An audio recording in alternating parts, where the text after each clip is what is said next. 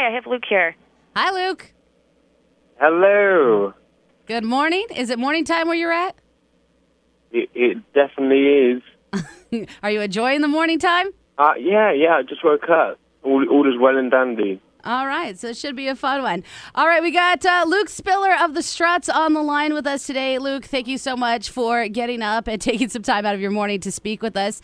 Hope all is well on your end. Are you guys already kicked off on the tour so far, or are you just gearing up for that? Yeah, we kicked off already, and the tour is going absolutely fantastic. So big shout out to everybody for their love and support. It's been great. Yeah, we're super pumped. Dirty Sexy Summer Tour coming right here to the Capital Region just a couple of days. This is a show that I know I've personally been waiting for quite some time now. So we're amped to see you on Thursday night. How amped are you to make your way to the Capital Region? It's going to be great. We actually have never really been round to look at the capital as of yet. So yeah, we're going to be hopping by and hopefully delivering a fantastic show. So we're going to be sort of popping your Capital Region cherry. Yes, we will. Yeah, we're pumped for that. The album Everybody Wants out now, absolutely killing it. I mean, the album strong beginning to end, so many singles off of it between Kiss This, Could Have Been Me, and I hear you guys are about to put Your Money on Me out as your next single. Is that correct? Yeah, it is. It's been going down so well live, like since we've been touring throughout the States. We just thought we had to put it out for the fans. So we're really, really excited to see how it's received by you guys and the audience as well. So we can't wait. Awesome. I mean, I've been listening to the album since it came out. It is beyond amazing. If anybody hasn't picked it up yet, it's out and available. Go get it. Make sure you learn all the songs so you're going to sing along as soon as you show up to the show. But I know you guys have actually been pushing this album for a long time. It's not so new to you anymore as it is to us. Have you guys been working on anything else new while you've been traveling and touring? Yes, constantly. Basically, our schedule and life as of yet is pretty much like touring, and then any time off that we have is basically spent writing and recording. So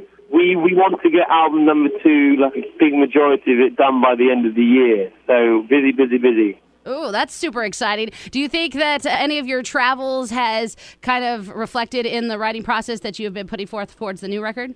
Yeah, I really think it has. I think the American audiences especially, have had a big influence on us just because of how well received we are here, and I think American audiences on the whole are possibly some of the most rowdiest and carefree and ambitious audiences that we've ever played. So it really has found its way into our music. What has been the most rowdy show that you have played so far here in the States? Oh, my God. There really has been so many. I mean, whether it's like the Troubadour, that was fantastic. The Bowery Ballroom in New York was another great gig. We did Portland as well, which was like a pleasant surprise. There was like 2,000 people who turned up there. Portland, Oregon or Portland, Maine? I don't know. I'm just the rock star. I just wake up and turn up. Wow, that's insane. So you've gotten to open up for some pretty big names. Obviously, you opened up for the Stones. You did the last couple shows for Motley Crue. How does those crowds differ from your headlining crowds now? Well, doing the support slots, they're quite similar to the festival ones. It's more of a challenge. We've got to win people over, and we enjoy that challenge. And, of course, to support acts like Motley and the Stones are a huge, huge honour. But I really do feel that you can't really beat playing your own audiences. We have the best fans in the world ever, so it's always a pleasure. Right on. So while we're on the topic of Motley Crue, I heard that Nikki Sixx gave you some sound advice while you were on the road with him. Is that correct? Yes, he did. I think a band that have lived, almost as many lives as a cat, well, especially Nikki himself, I think his words of advice are ones not to be taken lightly. And, he was just focus, work hard, and just keep doing what we're doing, because he especially, really believes what we're doing is something really fantastic. And he's a good friend of the band and been a great fan for a long time. So shout out to Nikki. Well, I heard he was pretty specific with what he was saying to you, something along the lines of go easy on the drugs, go easy on the ladies, and stay focused. I was just curious if these were words of advice that you guys were strictly following at this point. You wanted me to talk about the and the drugs comment. Yes, okay. I did. But yeah, he told us, just to keep our heads straight, so that is correct. So are you following those words of advice pretty strict now? Yeah, if I was Pinocchio, my nose would be growing slightly, but not too big. What can some listeners of ours who maybe aren't as hip to you guys as I am expect from the show coming up on Thursday night? Lots of fantastic music. We have a really cool new lighting show that we have been touring around, which is something quite cool to see. Well, basically the whole entire album we play as well, which is great, plus some other things. We like lots of outfits, lots of glitter, lots of sweat, lots of hand clapping, and bodily fluids, All right, that sounds like a killer cocktail right there. Exactly. Before you guys go on, do you guys have any pre-show rituals that you guys do before you take the stage? Or maybe post-show rituals?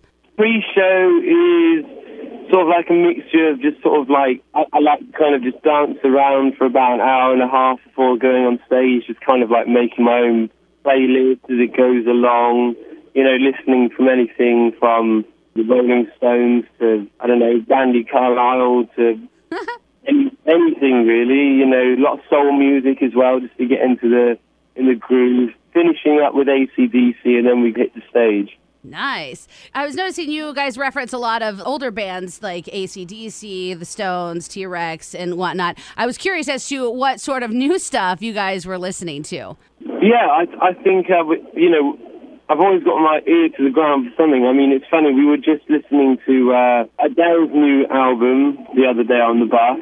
I think that was a great album. Also Bleachers as well. There's a song on it which I really like. I think it's called Roller Coaster. It reminds me of like a Bruce Springsteen-esque kind of song. And also Bryan Adams' version of 1989 as well, which is quite interesting. You guys kind of came together in a weirdly unorganic kind of way. You came from different bands and then we're kind of like putting a house together. Is this how this happened? Yeah, well, me and Ads were in two kind of separate acts, like Adam was predominantly being watched by like previous management, and my band had fizzled out. And this manager then got hold of me and asked me if I'd be interested into meeting Adam and whatnot. And we met up, and then we started to like write, and then Adam's band kind of like fizzled out. So it was just kind of really the two of us. And then we got a record deal, just the two of us. And then we had like two members, and that went on for like 2 years. And then we went through a lineup change.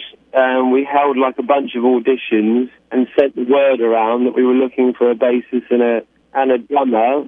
And we found Jed and Geth, and we've been hitting the road hard for sort of like just over 4 years now. Yeah, you guys have been really working your tails off. I mean, between the festivals and the tours, and we are super pumped to get you on Thursday night, of course, on the Dirty Sexy Summer Tour, Upstate Concert Hall. Tickets still available right now if you need yours. Details are at q103albany.com. Luke, thank you so much for taking some time out of your day to sit and talk with us. Is there anything you would like to shout out to the listeners before we let you continue with your day? I would just like to say a massive thank you, firstly, to you guys for having me.